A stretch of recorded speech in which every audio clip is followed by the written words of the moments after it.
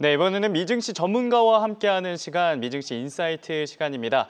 오늘은 한국투자증권 명동 PB센터 김호균 팀장과 함께합니다. 팀장님, 어서 오십시오. 네, 반갑습니다. 네. 현재 3대 지수 약보합권에 머물고 있는데요. 트럼프 대통령이 계속해서 이 관세 서한을 발송하고 있지 않습니까? 브라질에는 50% 관세를 부과하는 등 이목을 끄는 관세도 있었고, 다만 이 월가에서는 트럼프 대통령의 관세 서한에 관심이 없다는 분위기인데, 관세 서한과 함께 이 개장 상황 어떻게 보고 계십니까? 네, 이제 새로 나온 이슈 자체가 8개국에 추가적으로 관세 서한을 보낸다 부분인데 사실 브라질 말고는 크게 관심이 없을 정도로 임팩트는 없는 상황입니다. 근데 브라질 같은 경우는 50% 관세 폭탄을 터뜨렸죠. 그리고 그 배경에는 정치적 이슈가 깔려 있습니다. 그러니까 정치적 압박을 관세로 일종의 협박을 하는 상황인데요.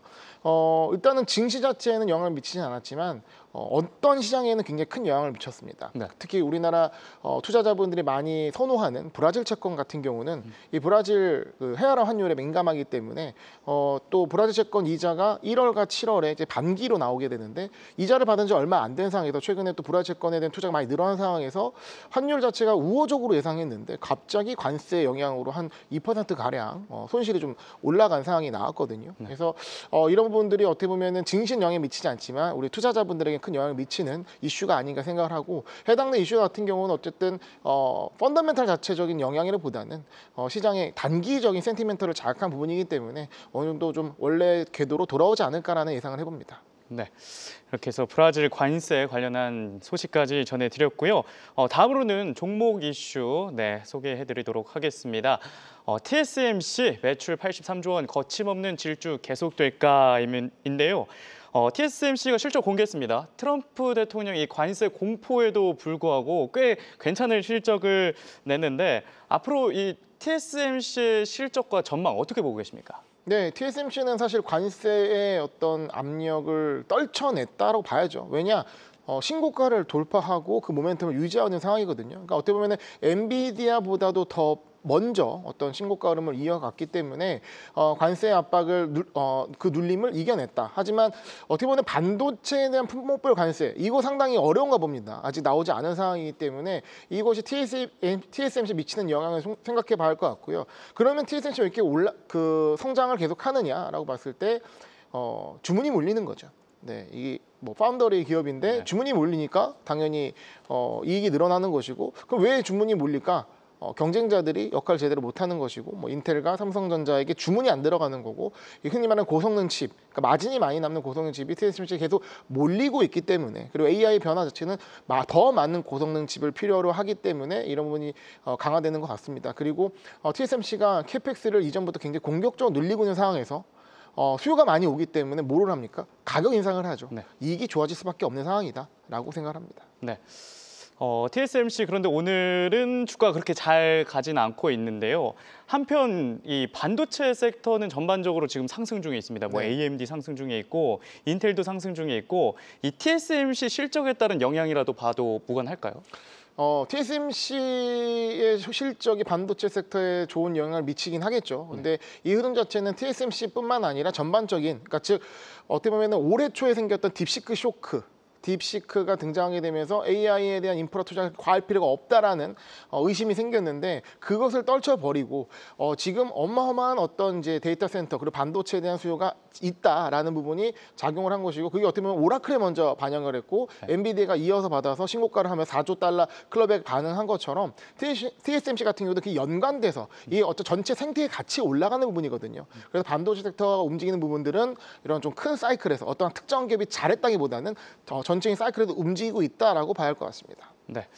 한편 이 파운드리 사업부를 가지고 있는 인텔은 감원을 진행 중에 있고 또 삼성전자는 실적이 부진한 상태이지 않습니까? 네.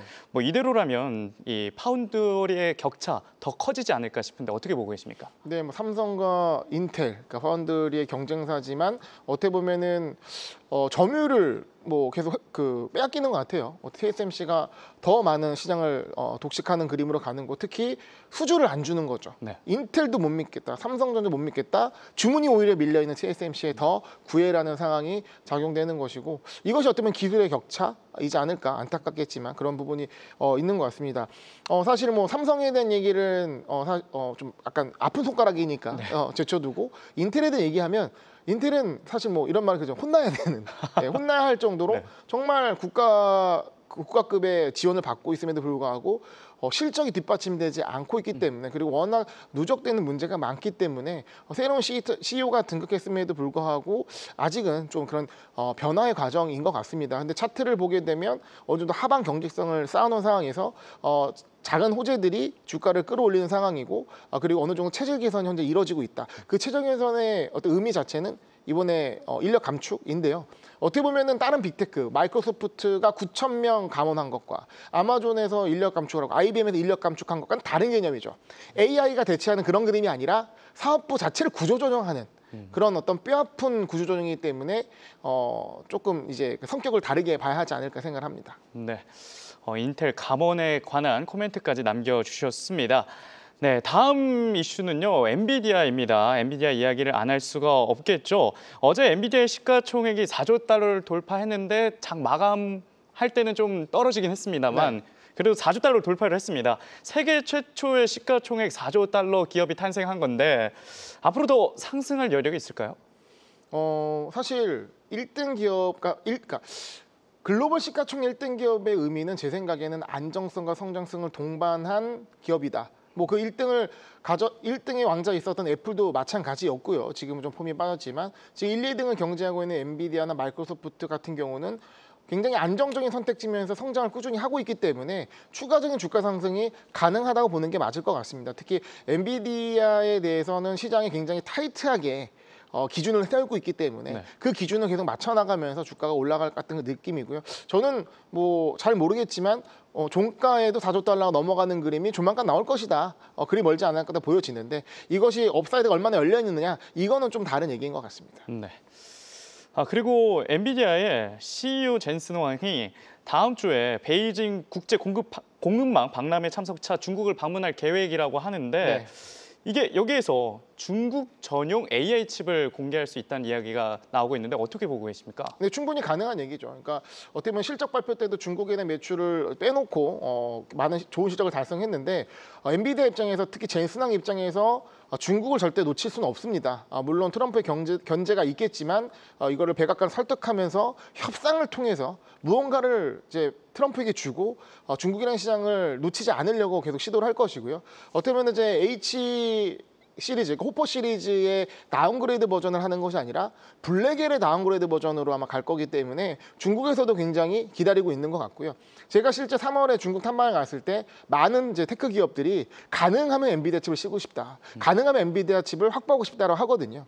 그래서 화웨이 칩이 아무래도 잘 나온다 하더라도 가성비 측면에서 엔비디아의 칩이 다운그레이드 된 것도 훨씬 유리하기 때문에 그런 측면에서는 엔비디아 중국에 대한 시장 전혀 놓치지 않고 계속 시도할 것 같습니다. 네. 그런데 계속 이 엔비디아에 대한 수출을 트럼프 행정부에서 통제하고 있지 않습니까? 이번 새로운 칩도 통제할 가능성은 어떻게 보고 계십니까? 가능성이 있죠. 가능성이 있지만 그렇다고 포기하는 것이 아니라 계속 트라이를 하는 거죠. 계속 트라이를 하면서 룸을 만드는 거, 아까 말씀드렸던 것처럼 협상 계속 시도할 것이다. 왜냐하면 중국은 어떻게 보면 23년도, 24년도에 미국이 인프라 투자가 지금 일어나고 있는 거거든요. 아주 자신감을 갖고 그 인프라가 늘어나는 건 뭐냐면 생태계 구축되는 거고, 개발자들이 계속 이 AI를 이제 활용해서 이 그 AI 칩을 활용해 가지고 코딩을 짜고 있는 그런 부분이거든요. 그러면 엔비디아가 지금 시장에 1등하는 그 전략 자체가 생태계를, 쿠다 생태계를 장악한 건데, 중국의 저 개발의 어떤 그 시장 자체를 놓칠 수가 없는 거죠. 그래서 절대 화웨이한테 뺏기면 안 되기 때문에 진출하려는 거고, R&D 센터도 상해하려는 것도 그런 맥락에서 우리가 지켜봐야 할 것 같습니다. 네, 이렇게 엔비디아 이슈까지 함께 살펴봤습니다. 지금까지 한국투자증권 명동 PB센터 김호균 팀장과 함께 이야기 나눴습니다. 팀장님 도움 말씀 고맙습니다. 예, 감사합니다. 네.